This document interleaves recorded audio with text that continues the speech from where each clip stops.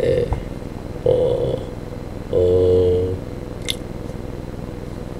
그, 카카오톡을 보다가 친구가 갑자기, 그, 뭐냐, 갑자기 이런 이상한 시를 얘기를 해보라고 이제 문자를 줬는데, 에이, 예, 한번, 예, 해보겠습니다. 이제 대낭독회. 박제가 되어버린 천재를 아시오. 나는 유쾌하오. 이런 때 연애까지가 유쾌하오. 육신이 흐르듯 흐느적 거리더러 피곤했을 때만 정신이 은하처럼 맑소. 니코틴이 내 횃배 앓는 뱃속으로 스미면 머릿속에 을의 백지가 준비되는 법이오. 그 위에다 나는 위트와 패러독스를 바둑보석처럼 늘어놓소. 가증할 상식의 벽이오. 어쩌라는 거야. 나는 또 여인과 생활을 설계하오. 연애 기법에마저 서먹서먹해진 지성의 극치를 흘낏 좀 들여다볼 리 있는, 말하자면 일종의 정신분일자 말이오. 이런 여인의 반, 그것은 온갖 것의 반이오. 만을 영수하는 생활을 설계한다는 말이오. 그런 생활 속에 한 발만 들여놓고 흡사 두 개의 태양처럼 마주 쳐다보면서 낄낄거리는 것이오. 나는 아마 쳐다보면서 낄낄거리는 것이오. 견딜 수가 없게끔 내고 그만둔 모양이오. 굿바이.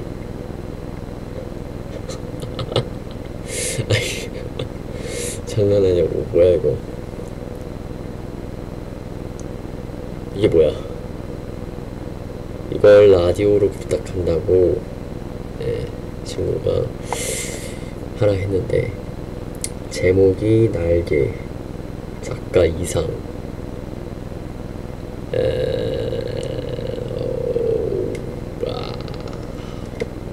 네, 뭐, 예,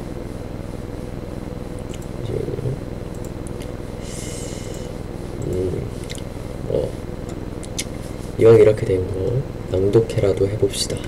낭독회라도. 이제 문학 시간에 배우는 책이 여기 딱 있는데, 이제 어차피 숙제로 문학을 공부해야 되거든요. 예. 소설가 구보시 1위를 같이 낭독해 봅시다. 설명을 집어치우고 바로 낭독. 앞부분의 줄거리를 먼저 말하면 26살의 구보는 동경 유학까지 하고 돌아온 작가이지만 직업도 없고 결혼도 하지 못해 늙은 어머니의 근심을 산다. 한낮에 집을 나선 구보는 경성거리를 배회하다가 자신의 청력과 시력에 문제가 있다고 생각하며 불안감을 느낀다. 구보는 갑자기 걸음을 걷기로 한다. 그렇게 어두커니 다리 곁에 가 서 있는 것에 무의미함을 새삼스레 깨달은 까닭이다. 그는 종로 내거리를 바라보고 걷는다. 구보는 종로 내거리에 아무런 사무도 갖지 않는다. 처음엔 그가 아무렇게나 내어놓았던 바른발이 공교롭게도 왼편으로 쏠렸기 때문에 지나지 않는다. 갑자기 한 사람이 나타나 그의 앞을 가로질러 지난다. 구보는 그 사내와 마주칠 것 같은 착각을 느끼고 위태롭게 걸음을 멈춘다. 네. 그리고 다음 순간 구보는 이렇게 대낮에도 이제 조금의 자신을 가질 수 없는 자기의 시력을 저주한다. 자기의 시력을 저주한다. 저주할 것까지는 없을 것 같은데. 그의 코 위에 걸려있는 24도의 안경은 그의 근시를 도와주었으나 그의 망막에 나타나 있는 무수한 맹점을 제거하는 재주는 없었다. 총독부 병원 시대의 구보의 시력 검사표는 그저 그 우울한 안과 제레의 책상 서랍 속에 들어있을지도 모른다. 구보는 2주일간의 열병을 앓은 끝에 이제 갑자기 세약해진 시력을 호소하러 처음으로 안과의와 대하였을 때 그 조그만 테이블 위에 놓여 있었던 시약 측정기를 이제 지금 기억하고 있다. 제 자신 강도의 안경을 쓰고 있던 의사는 백목을 가져 그 귀에 용서 없이 무수한 맹점을 찾아내었다.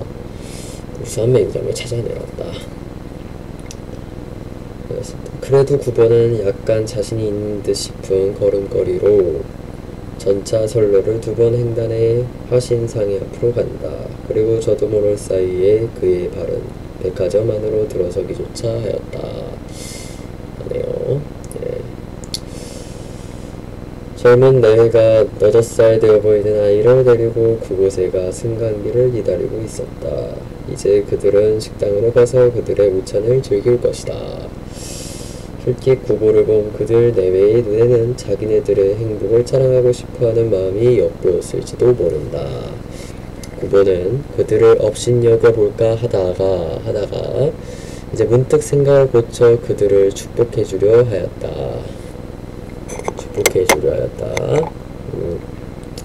4~5년 이상을 같이 살아왔으면서도 오히려 새로운 기쁨을 가져 이렇게 거리로 나온 젊은 부부는 구보에게 또 다른 의미로서의 부러움을 느끼게 하였을지도 모르는 것이다.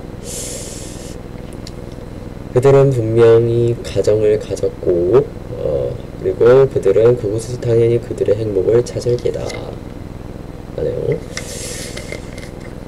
행복이라. 승강기가 내려와 서고 문이 열리고 닫히고 그들고 젊은 내외는 수남이나 복동이와 더불어 구보의 시야를 벗어났다. 구보는 다시 밖으로 나오며 자기는 어디가 행복을 찾을까 생각한다. 발 가는 대로 그는 어느 틈엔가 안전지대에 가서서 자신의 2손을 내려다보았다. 한 손에 단장과 또 한 손에 봉책과. 물론 구보는 거기에서 행복을 찾을 수는 없다. 안전지대 위에 사람들은 서서 전차를 기다린다. 그들에게 행복은 알 수 없다. 그러나 그들은 분명히 갈 곳만은 가지고 있었다. 전차가 왔다. 사람들은 내리고도 탔다. 구보는 잠깐 멍하니 그곳에 서 있었다. 그러나 자기와 더불어 그곳에 있던 온갖 사람들이 모두 저 차에 오른다 보았을 때 그는 저 혼자 그곳에 남아있는 것에 외로움과 애달픔을 맛본다. 구보는 움직인 전차에 뛰어올랐다. 전차 안에서 구보는 우선 제자리를 찾지 못한다. 하나 남았던 좌석은 그보다 바로 한 걸음 먼저 차에 오른 젊은 여인에게 점령당했다. 매겼네. 구보는 차장대에 가까운 한 구석에 가서서 자기는 대체 이 동대문 행차를 어디까지 타고 가야 할 것인가를 대체 어느 곳에서 행복은 자기를 기다리고 있을 것인가를 생각해 본다. 이제 이 차는 동대문을 돌아 경성 이제 운동장 앞으로 해서 이제 구보는 차장대 운전대를 향한 앞으로 파란 융을 받쳐 창을 봐본다. 전차가에서는 그곳에 뉴스를 제시한다. 그러나 사람들은 요사이 축구도 야구도 하지 않은 모양이었다. 장충단으로 청량리로 혹은 성북동으로 이제 그러나 요사이 구보는 교회를 즐기지 않는다. 그곳에는 하여튼 자연이 있었고 한적이 있었다. 그리고 고독조차 그곳에는 준비되어 있었다. 요사이 구보는 고독을 두려워한다. 일찍이 그는 고독을 사랑한 일이 있었다. 그러나 고독을 사랑한다는 것은 그의 심경의 바른 표현이 못될 것이다. 그는 결코 고독을 사랑하지 않았을지도 모른다. 아니, 도리어 그는 그것을 그저없이 무서워하였을지도 모른다. 그러나 그는 고독과 힘을 겨루어 결코 그것을 이겨내지 못하였다. 그런 때 구보는 차라리 고독에게 몸을 떠맡겨버리고 그리고 스스로 자기는 고독을 사랑하고 있는 것이라고 꾸며왔는지도 모르는 일이다. 표 찍읍쇼. 이제 차장이 그의 앞으로 왔다. 구보는 단장을 왼팔에 걸고 바지 주머니를 손에 넣었다. 그러나 그가 그 속에서 5입의 동전을 골라내었을 때 차는 종묘 앞에 서고 그리고 차장은 제자리로 돌아갔다. 구보는 눈을 떨어뜨려 손바닥 위에 5입의 동전을 본다. 그것들은 공교롭게도 모두 뒤집혀 있었다. 대정 12년, 11년, 8년, 12년, 대정 54년. 동전 뒤에 이제 연도 계속 보고 있는 구보씨. 구보는 그 숫자에서 어떠한 한 개의 의미를 찾아내려 들었다. 그러나 그것은 부질없는 일이었고 그리고 또 서로 그것이 무슨 의미를 가지고 있었다 하더라도 그것은 적어도 행복은 아니었을 게다.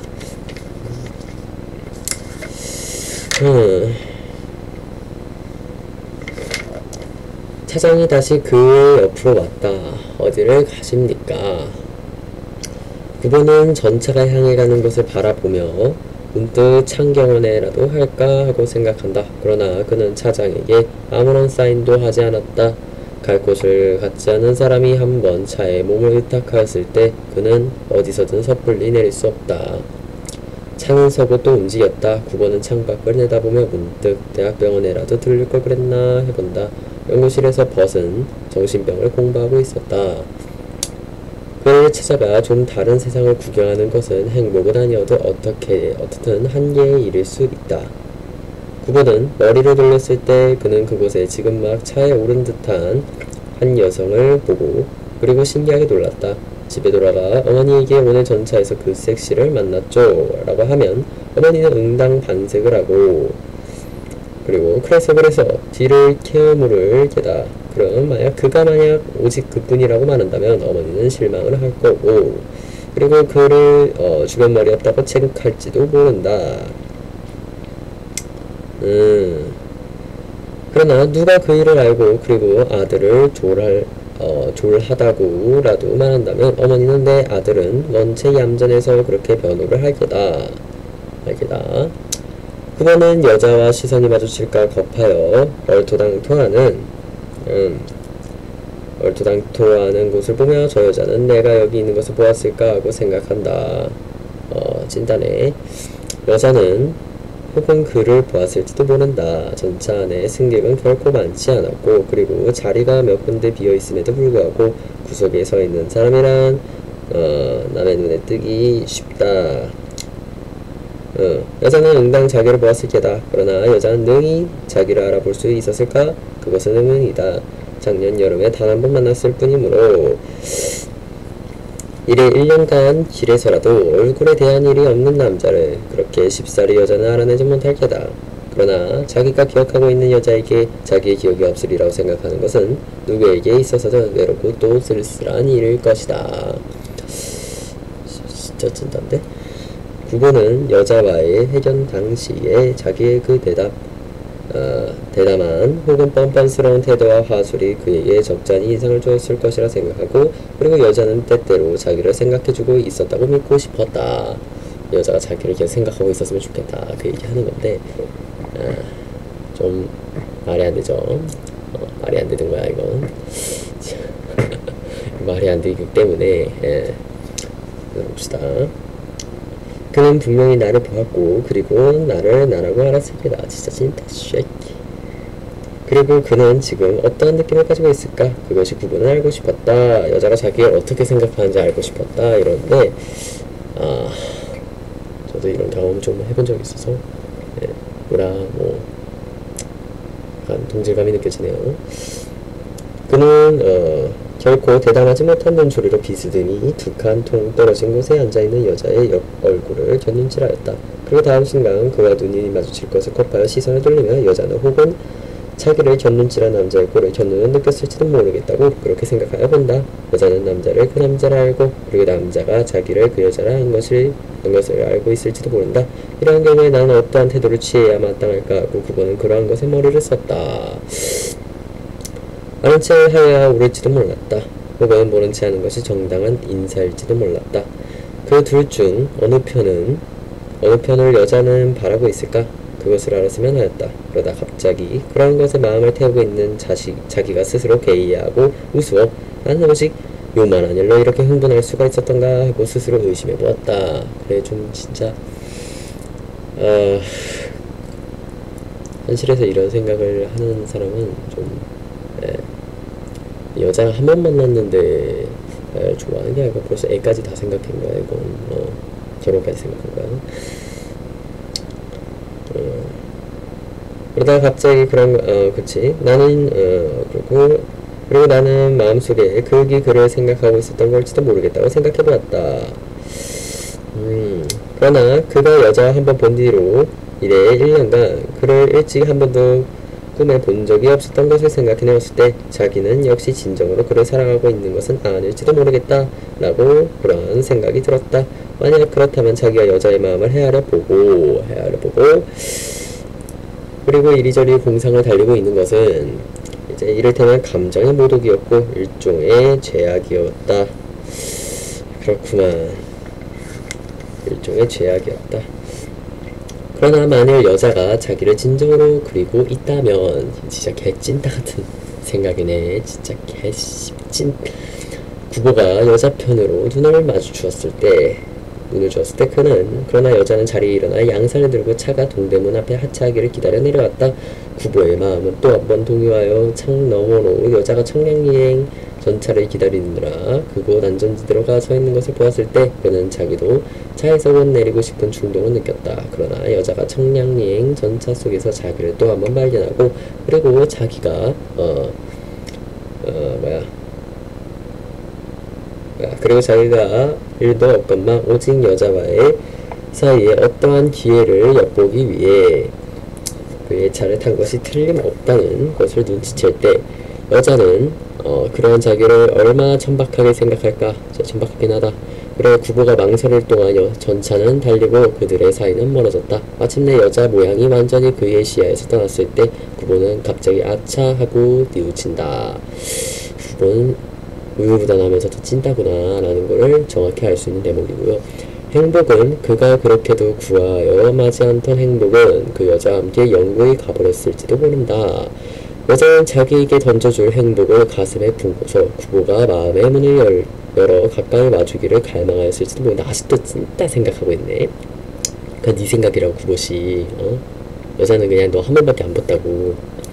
왜 자기는 여자에게 좀 더 대담하지 못하였나? 구보는 여자가 가지고 있는 온갖 아름다운 점을 하나하나 세어보며 혹은 이 여자 말고 자기에게 행복을 약속해주는 이는 없지는 않을까 하고 그렇게 생각하였다. 진짜.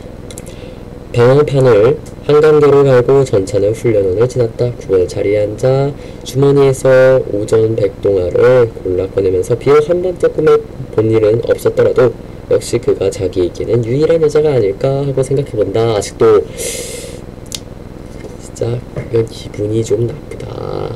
여자가 기분 나빠도 인정이고 자기가 그를 그동안 대수롭지 않게 여겼던 것 같이 생각하는 것은 구보가 제 감정을 속인 것에 지나지 않을지도 모른다. 그가 여자를 만나보고 돌아봤을 때 그는 집에서 아들을 궁금히 기다리고 있던 어머니에게 그 여자면 정도의 뜻을 표하였었던 것이 틀림없었다. 그러나 구보는 어머니가 색시집으로 솔직하게 구원하는 것을 금하였다. 그것은 허영심만에서 나온 일이 아니다. 그는 여자가 자기 생각을 안 하고 있는 경우에 깨끗깨실이 여자를 괴롭혀주고 싶지 않았던 까닭이다. 구보는 여자와 의사와 감정을 존중하고 싶었다 라고 지랄. 그러나 물론 여자에게는 아무런 말도 하여오지 않았다. 구보를 왜 찾아? 한 번밖에 안 봤잖아. 구보는 여자가 은근히 자기에게서 무슨 말이 있기를 기다리고 있는 것이 아닐까 하고 생각해보았으나 그러나 그런 것을 생각하는 것 자체가 우스운 일이다. 그러는 동안에 나는 가고 그것에 대해서 흥미를 구번은 잃기 시작했다. 벌써 흥미를 잃어. 지가 그냥 애 낳고 결혼까지 다 생각하고 망상 존내 있으면서 찐따시키 벌써 여자에 대해 흥미를 잃고 그냥 그 여자는 별로지. 혹시 여자에게서라도 먼저 말이 있다면 기다리는 거예요. 그러면 그건 다시 이 문제에 흥미를 가질 수 있을 게다. 언젠가 여자의 집과 어떻게 인척관계가 있는 노마나님이 와서 색시집에도 이 편의 동정만 살피고 있는 듯 싶더라. 말을 들었을 때 그거는 쓰디쓰게 웃고 그리고 그것이 사실이라면 그것은 희극이라기보다는 오히려 한계의 비극이라 생각했다.